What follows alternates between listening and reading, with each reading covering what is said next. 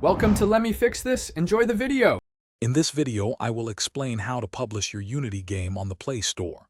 We'll cover setting up your developer account, preparing your game, creating an app listing, and finally, releasing and monitoring your game's performance.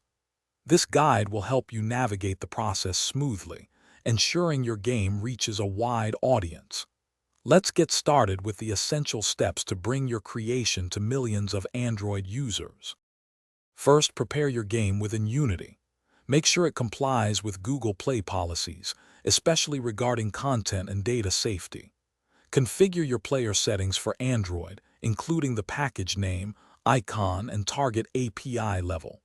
Crucially, build your game as an Android App Bundle, or AAB, which is now required by Google Play. Don't forget to create compelling screenshots and a captivating app icon. Next, head to the Google Play console. You'll need a developer account, which has a one-time registration fee of $25.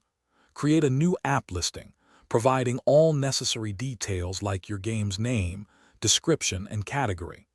Complete the content rating questionnaire and declare if your app contains ads.